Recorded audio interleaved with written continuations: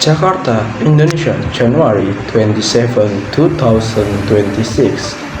The Indonesian government is investigating reports that three villages in Nunukan Provinsi, North Kalimantan have been classified as part of mentioned territory. Minister of State Secretary Prasetyo Hadi stated that the government will immediately seek a solution to the issue by first verifying the actual condition on the ground. He emphasized that discussion and field checks are necessary before a conclusion are made. The villages involved are Kapulongor, Lipaka, and Tedegas. That issue was previously raised by the Secretary of the National Park Management Agency (BNPB), Mahrouzi Rahman, during a parliamentary meeting. He explained that the villages are part of an outstanding boundary problem (OBP) between Indonesia and Malaysia that has not yet been fully resolved.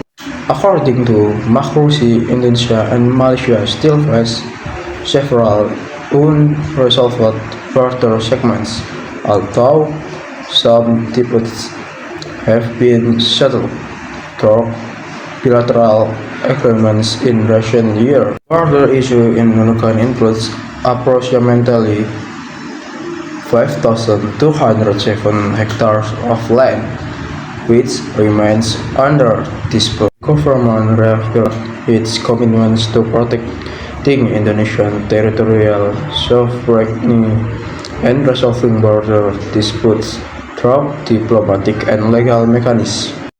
Karena cuma punya satu, katakanlah tiga, satu yang ada terkait di sini. Wilayah perbatasan yang lain kan jumlah anggota DPR-nya kecil, artinya mereka yang berjuang untuk mendapatkan anggaran di wilayah perbatasan itu nggak sebanding dengan daerah-daerah padat seperti Jawa dan Sumatera. Sampai kapanpun bakal keteteran, ini kan problem kita. Yang kalau kita nggak beresin, maka kesimpulan kita tadi sederhana, kasih uang habis perkara. Menurut saya no. Banyak persoalan kebijakan yang harus kita selesaikan dulu. Tadi itu keluhan dari Kalimantan Barat, batas maksimum 600 ringgit per bulan per orang. Padahal negara belum mampu menghadirkan logistik yang murah dan terjangkau sama masyarakat. Belum berhasil menghadirkan infrastruktur dan sebagainya. Jangankan yang seperti itu cukup mewah, bangun 1 kilometer jalan. Memastikan ada dokter di setiap puskesmas saja kita nggak mampu. Memastikan guru yang cukup kita nggak mampu. Lalu sampai kapan ini mau berterusan kayak begini? Bandingkan kita dengan Malaysia, Pak. Ketika kita bicara mau bangun PLBN, mereka bangun jalan tembus, bikin PLBN-nya bagus. Kita gedung-gedungnya bagus, Pak. Benefitnya buat rakyat apa? Dari tadi nggak ada yang ngomong. Cuma kabar tadi sedikit, ada 5 juta US tadi saya dengar. Pernah nggak kita kuantifikasi? Pernah kita tanya nggak orang di daerah itu? Jadi lebih mudah nggak hidupnya dengan adanya PLBN? Jadi lebih bermanfaat nggak untuk mereka? Ini kan harus kita evaluasi secara fundamental kalau menurut saya.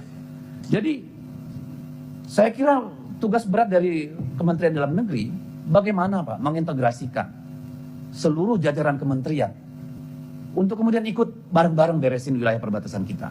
Tugas berat dari setiap gubernur memastikan ada perencanaan terintegrasi dengan wilayah-wilayah yang punya perbatasan. Di sini juga butuh peran Kementerian Dalam Negeri. Bagaimana agar anggaran khusus daerah perbatasan dengan provinsi itu terintegrasi. Ada konektivitasnya. Nggak bisa divergen, Pak. Kalau nggak nyambung-nyambung. Ini kan ada Dirjen Bina Keuangan Daerah. Ini sampai kapan bisa mengintegrasikan ini kalau menurut saya? Jangan cuma ngurusin pilkada aja jago gitu loh. Urusan ini penting buat Dirjen Bina Keuangan Daerah.